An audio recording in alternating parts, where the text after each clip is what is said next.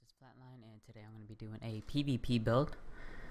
Once again, of course, I know I have a lot of PvP builds and they're mostly cheeses because PvP is a little bit weird right now, and in the pro play there's not really a safe build per se. You don't see anybody just doing this one specific build. There's a lot of other stuff, you know, a lot of cheesy play being played or heavy one base plays because it's really hard to pinpoint a safe build in PvP.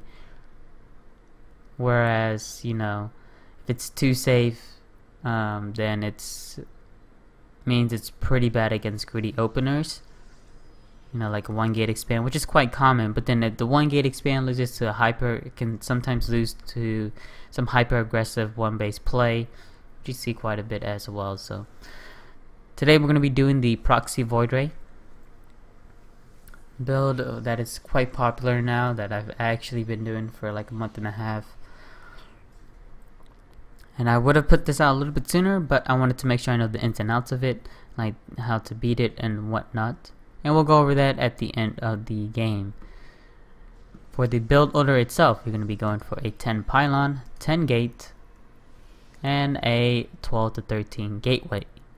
I say 12 to 13 because of the fact that it's sometimes is 12 on good maps where you can, you know, stack your probes really well.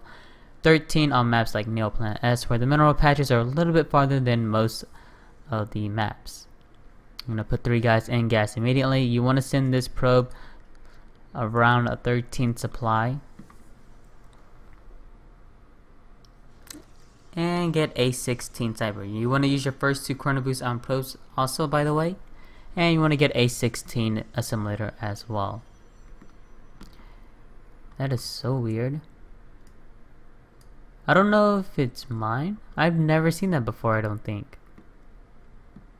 Maybe it's just me. Anyways, get a 17 Proxy Pylon and put 3 guys in gas immediately. You want to stop probes once you have 19 probes in total. That's going to be 12 on the minerals, 3 in each gas, and this probe over here. This could be setting up the Proxy Void Ray. You want to set up, the Proxy Stargate. Proxy Stargate goes down at 19 supply, and then after that you are going to make a Stalker whenever you can and chrono boost it. I don't know if I already said this, first 2 chrono boosts on probes, the rest will be saved up in that case. And then you want to put down 1 more pylon, and I got my probe stuck unfortunately. 1 more pylon should be whenever you can afford it, which should be around 21 supply ish. And then you can send it inside his base so you can see what you're up against. Are you up against a 3 Stalker rush, or does he have just 1 gateway? Obviously if it's just 1 gateway, that's the better case for you, but if he has a 3 Stalker rush, it could get a little bit dicey, but still doable for you. So he's gonna come over here. He does scout it. He did send that probe inside my base and he knows what's up. He's gonna come over. This is a little bit risky of him to be doing this, but he does pull back on time. He needs to note that around 5:10-ish, 5:14 is about the time this Void Ray can come out, so you do need to watch out for that.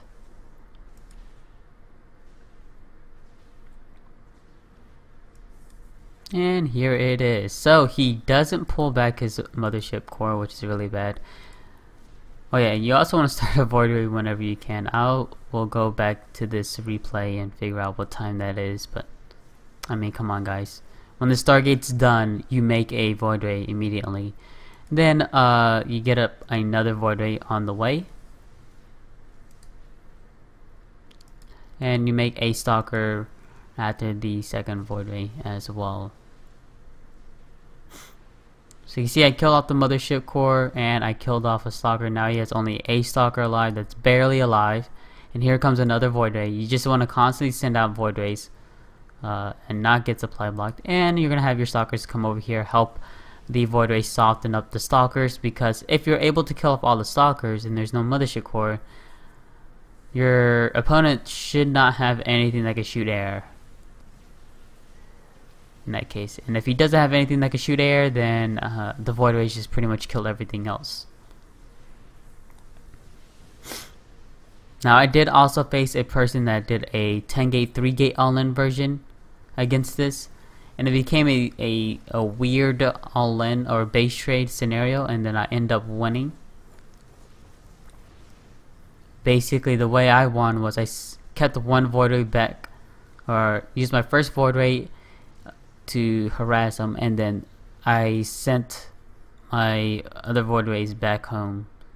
But that was also on, what map was that? That was on Newkirk, so that was a little bit easier for me. I'm not sure if that's able to do the here against 3-gate, 10-gate all-ins, or 10-gate, 3-gate all-ins. Alright, so to talk a little bit more about this build, it's extremely strong against most builds. There's only 2 counters that I saw that's pretty good against it. It's pretty reliable. The first one I want to talk about is if you are doing a very tech heavy build, then you're probably not going to have a second gateway. That's the unfortunate thing for you.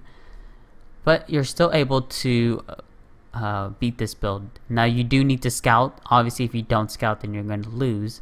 But if you do scout and you do see, you know, hey, this guy's got 2 pylons, 2 assimilators with 3 guys in each gas. He doesn't have that many pylons. It's a very quick cyber as well. The only exception you should have is a proxy Stargate generally, unless someone comes out with a proxy DT that comes out extremely fast. I mean, maybe that's the way to go. But if you see that and you only have 1 gateway and 2 gas and you're mining a lot, what you want to do is you want to chrono boost out a mothership core as soon as possible, and then stop making probes as well. Take guys as some of your probes off gas until you have 16 under minerals. The rest should be on your gas. And you want to add a second gateway and start pumping out stalkers immediately. And you can stop probe production if you need to do this. Now when you pump out the mothership core first, like this guy did, you don't want it to get sniped. You actually just want to hide it away from the void ray until 5:30.